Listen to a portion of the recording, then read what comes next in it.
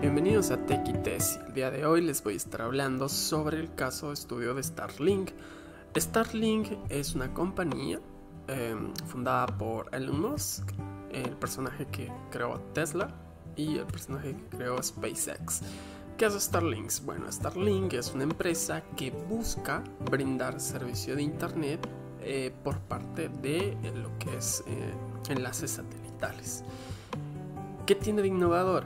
Bueno, tiene muchas cosas de innovación. Usualmente este tipo de servicios se le da de la siguiente manera. Existe una antena terrestre como tal que va a emitir una señal, llamémoslo así, y se va a enlazar con un satélite, y este satélite va a brindar el servicio de internet al usuario. Es decir, va a haber una especie de reflexión como tal, pero no es una reflexión como tal porque tanto en la antena transmisora como en el satélite va a existir ciertos procedimientos o manipulación de la señal para que pueda superar el canal en el cual se va a transportar, en este caso el aire. Las funciones que tiene Starlink son las siguientes. El satélite es un microsatélite, como ustedes lo pueden ver en la parte inferior. Estos satélites de cierta manera son compactados y son movilizados a través de una órbita. Estas se van a mover como una especie de cadena, se le puede llamar, en la cual va a seguir una trayectoria X. Lo que busca Starlink es realizar una malla que envuelva el planeta tal que siempre se tenga una conexión en cualquier lugar. Ya veremos más adelante que no existe en todo el planeta, pero en gran parte del continente americano sí que existe. Los satélites, como había mencionado, se van a comportar en una órbita en la cual van a seguir una trayectoria en forma de cadena. Cuando la antena transmisora, proveedora de internet o ISP local del país emita las señales para poder enlazarse a internet, lo harán a través de esta cadena en la cual se encuentra en ese momento. ¿Y cómo es que esta cadena de satélites se forma? Bueno, como ustedes saben, las empresas asociadas a Starlink sería la empresa SpaceX, la cual, ellos son los encargados de fabricar cohetes espaciales, y en estos cohetes espaciales se va a encontrar la cadena de estos cadenas de microsatélites como tal. El cohete espacial en per se liberará esta cadena de satélites cuando se encuentren en la órbita baja, y les explicaré más adelante por qué de especial tiene esta órbita. Y es que los precios de estas antenas son bastante asequibles para los países de habla hispana o América. En mi país, por ejemplo, Ecuador, apenas tiene una mensualidad de pago de unos $60, y además tiene una inversión principal de unos $300, que en este caso sería la compra de la antena como tal. Ahora, es importante mencionar que Starlink no provee internet en sí. Ellos son como una especie de tecnología la cual acerca los ISPs locales a el usuario final. ¿Esto qué quiere decir? Que en vez de utilizar fibra óptica de un ISP-X, los ISP-X van a emitir una respectiva conexión al microsatélite de Starlink, y Starlink será el encargado de hacerla llegar al usuario final. Y es que tuve la oportunidad de conocer esta antena de Starlink en un proyecto llamado Proyecto Quingeo, el cual se dedicaba a dar internet a una escuelita rural a las afueras, o más bien dicho en la parte rural de mi ciudad, Cuenca, en la cual se encuentra a 10 kilómetros de la ciudad como tal. Y justamente en este lugar apenas llega la señal 2G de telefonía móvil, por cuanto era un lugar súper ideal para esta antena Starlink y para evaluar qué tan eficiente era, porque hay muchos reviews en internet en los cuales se muestra que su tasa de transmisión es increíble.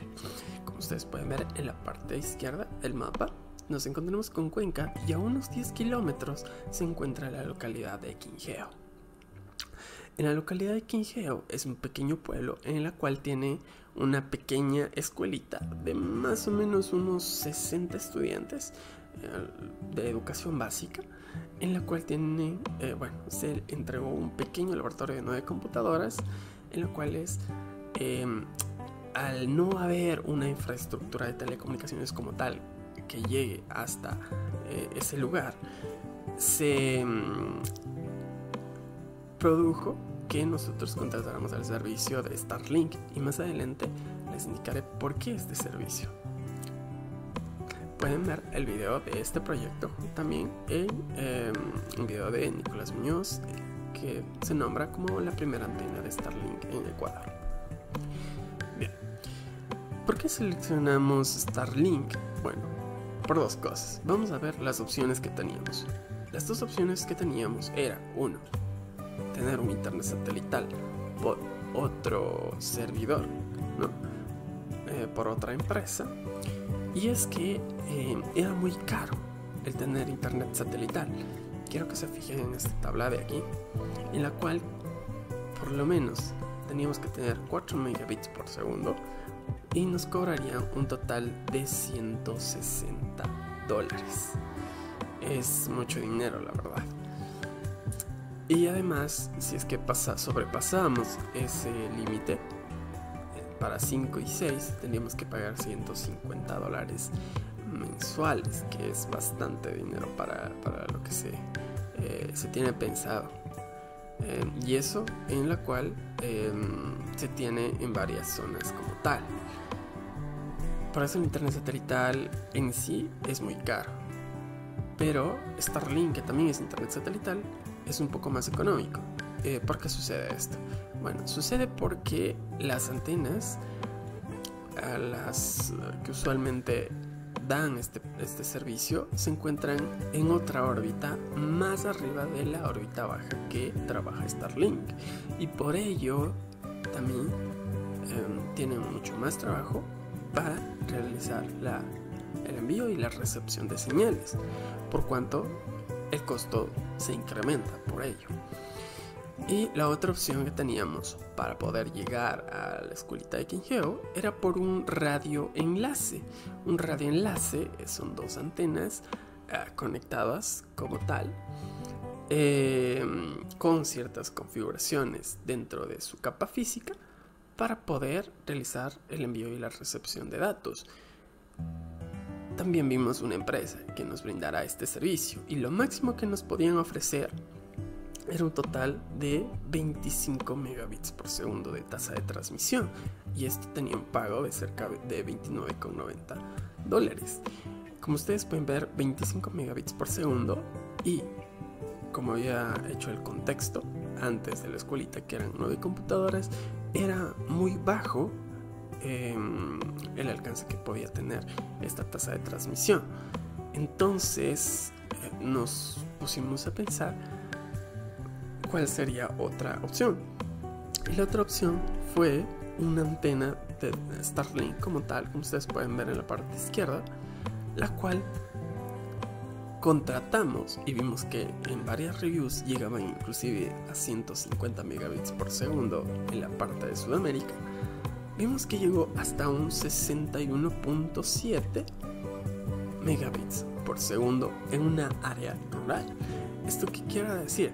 Que no solo duplicamos el valor del radioenlace, sino que también disminuimos el costo en proporción. Es decir, pagamos $60 por 61.7 megabits por segundo en vez de pagar $30 por 25 megabits por segundo. Y como ustedes saben, la tasa de transmisión para una antena de Starlink es variable. ¿Esto qué quiere decir? Que de acuerdo al al ambiente, se puede decir, o a las condiciones del canal, que en este caso es el aire, puede cambiar este valor de bajada, esta tasa de transmisión, y podría subir inclusive hasta los 150 megabits por segundo, como habíamos visto. Y la página oficial menciona que en condiciones ideales podría inclusive llegar a los 300 megabits por segundo. Y aquí les explico por qué funciona tan bien Starlink.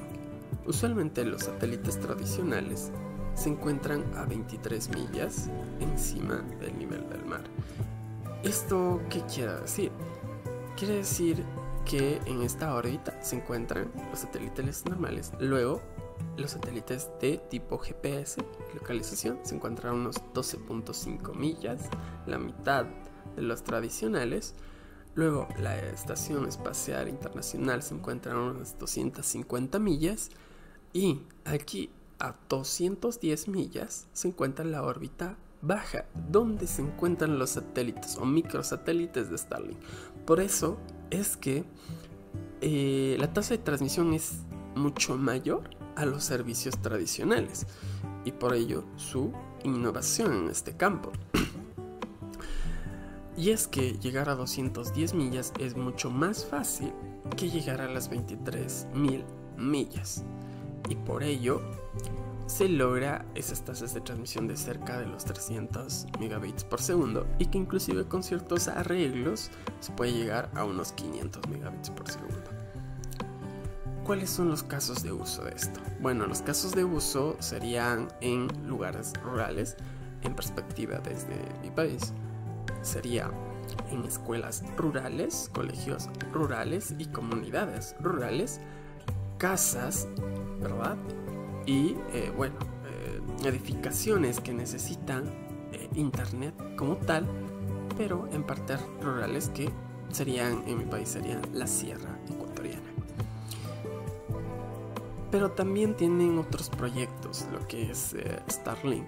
No únicamente dan servicio de internet al usuario final o a lo que vendría siendo las casas, también tienen proyectos de carácter IoT.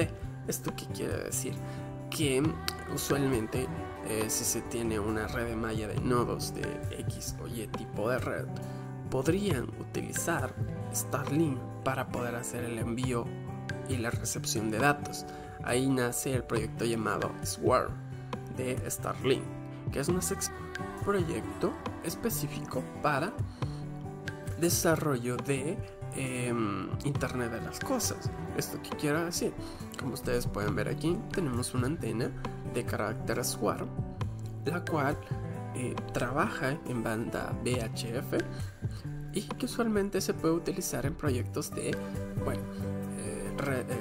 adquisición de datos meteorológicos, adquisición de datos geográficos, topológicos, etcétera, etcétera, en los cuales se necesite tres cuestiones. Uno, eficiencia en su batería, debido a que van a ser sistemas autónomos.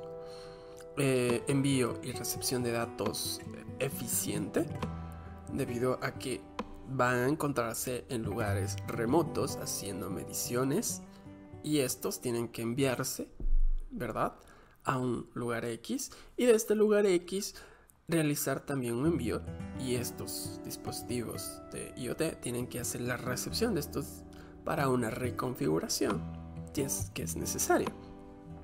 Y es que usualmente estos tienen cerca de lo que es 148 a 150 MHz de un uplink y de 137 a 138 MHz de downlink. Esto se refiere a aquí está utilizando FDD, a cómo es la transmisión y recepción de datos con el satélite de Starlink o el microsatélite como tal, y además que tiene una operación de entrar a los menos 40 centígrados a los más 85 centígrados. Es decir, esto se puede poner, digamos, en la Antártida o en nevados para hacer las mediciones meteorológicas. También, tiene, aquí dice storage, que sería el almacenado. Y también tiene un data rate, ¿no?, lo que nos interesa ahora, que es de 1 kilobit por segundo. Es decir, que basta y sobra para lo que es el envío de datos. datos métricos que únicamente servirían como una especie de texto en CSV. Tiene componentes, bueno, como había mencionado, trabaja en la banda de VHF, trabaja con GPS, su localización obviamente, y tiene aquí lo que son los parámetros de eficiencia de energía, es decir, este trabaja con 30.3 voltios a 80 microamperios, ese es el máximo que va a consumir, y hay que tener en cuenta. Y en modo recepción, porque aquí tiene un modo de transmisión y un modo de recepción, puede trabajar entre 26 microamperios, que sería lo típico, y hasta 40 miliamperios, que sería el máximo. Pero para transmitir puede llegar hasta los 850 miliamperios, es decir, que le va a costar más a la batería cuando esté en este modo. Puede llegar inclusive a los 1000 miliamperios, que sería 1 amperio, que sería el máximo. Estos dispositivos usualmente vienen con se les instala con una especie de batería y a su vez conectado a un sistema de placas fotovoltaicas para la adquisición de energía, si se lo puede llamar. Esto como una alternativa a que no únicamente se dedican a el servicio de internet para personas naturales, sino que también se le puede utilizar para proyectos de este carácter. Y ahora, ¿cómo ver qué cobertura tienen estos microsatélites de Starlink? En su página oficial muestran en qué lugares se encuentran. Por el momento hay una gran cantidad, digamos, de países americanos en los cuales funciona. Y si ustedes pueden ver, por ejemplo, en reviews, van a encontrarse que existen personas que llegan a los 300 megabits por segundo en su uso. Hay una gran parte de África que todavía no está en funcionamiento. Todos los que están en azul oscuro, eso quiere decir que no están en funcionamiento, pero están en el trayecto de tener justamente en esos países la tecnología de Starlink, mientras que en los azules ya fue tanto aprobada por el sistema nacional de esos países de telecom y se encuentra ya en funcionamiento.